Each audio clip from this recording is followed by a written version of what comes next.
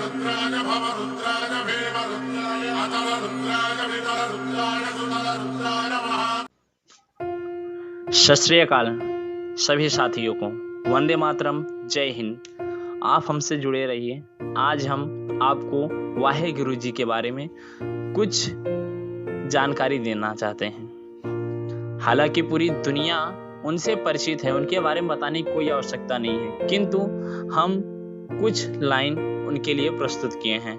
हमने उनका थोड़ा सा परिचय, उनका आध्यात्मिक समय का और उनकी जो उदासियां अर्थात उनकी तीर्थ यात्रा, इसके विषय में हम चर्चा करेंगे। कृपया आपसे निवेदन है, पूरा वीडियो देखिए, अंत तक देखिए।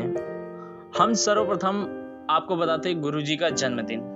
तो कार्तिक पूर्णिमा को गुरु नानक जी का जन्म हुआ था, जो कि तारीख में बताया जाए तो 22 सितंबर 1469 को, और गुरु जी का स्वर्गवास 1539 को। सिखों के प्रथम गुरु हैं। इनके अनुयायी इन्हें नानक देव जी, बाबा नानक और नानक शाह नामों से संबोधित करते हैं।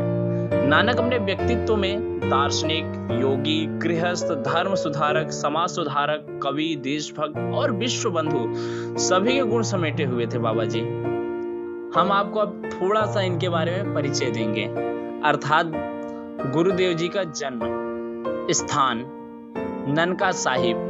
जी हाँ, इनका जन्म रावी नदी के किनारे स्थित तलवंडी नामक एक गांव में कार्तिका पूर्णिमा को एक खत्री कुल में हुआ था।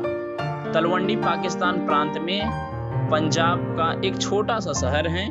कुछ विद्वान की जन्म तिथि 15 अप्रैल 1469 मानते, किंतु प्रचलित तिथि कार्तिका पूर्णिमा, जो अक्टूबर नवंबर के दीपावली के 15 दिन बाद पड़ती है। इनके पिता का नाम मेहता कालूचंद खत्री तथा माता का नाम त्रिता देवी था। तलवंडी नाम का आगे चलकर नानक देव जी के नाम पर पड़ गया, जिसका नाम अब ननकाना है। इनकी बहन का नाम नानकी था। बचपन से इनमें प्रखर बुद्धि के लक्षण दिखाई देने लगे थे। लड़कपन से ही ये सांसारिक विषयों से उदासीन रहा करते थे। पढ़ने लिखने में इनका मन नहीं लगता था। 7-8 साल की उम्र में स्कूल छूट गया, क्योंकि भगवत प्राप्ति के संबंध में इनके प्रश्नों के आगे अध्यापकों ने हार मान ली।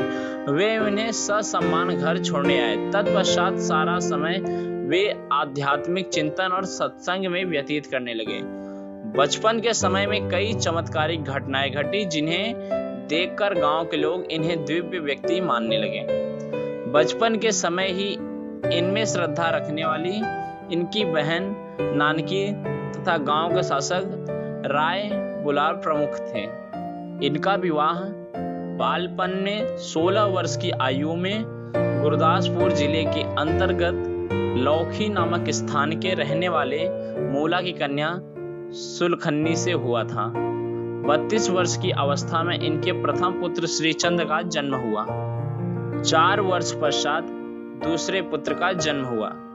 दोनों लड़कों का जन्म के उपरांत 1507 में नानक अपने परिवार का भार अपने ससुर पर छोड़कर मर्दाना, लहना, बाला और रामदास, इन चारों साथियों को लेकर तीर्थ यात्रा के लिए निकल पड़े। उन पुत्रों में से श्रीचंद आगे चलकर उदासी संप्रदाय के प्रवर्तक हुए। पवित्र गुरु ग्रंथ साहिब के पृष्ठ संख्या 721 में उल्लेख है कि भगवान कबीर साहिब जी के श्री गुरु नानक देव जी ही थे। अब हम आते हैं नानक जी की उदासियां पर। उदासियां अर्थात यात्रा।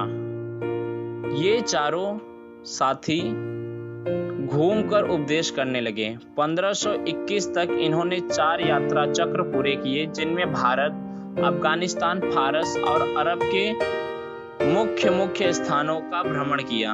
इन यात्राओं को पंजाबी में उदासियां कहा जाता है। जीवन के अंतिम दिनों में इनकी ख्याति बहुत बढ़ गई और इनके विचारों में भी परिवर्तन हुआ। स्वयं ये अपने परिवार वर्ग के साथ रहने लगे और मानवता की सेवा के समय व्यतीत करने लगे। उन्होंने करतारपुर नामक एक नगर बसाया, जो कि अब पाकिस्तान में है, और एक बड़ी धर्मशाला उसमें बनवाई। इसी स्थान पर आश्वन कृष्ण संवत 1597 अर्थात 22 सितंबर 1539 ईस्वी को इनका परलोकवास हुआ।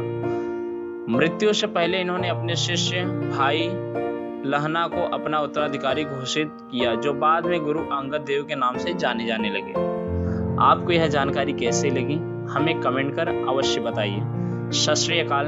जय सत्य सनातन धर्म की। हर हर महादेव। जय हिंद। वंदे मातरम।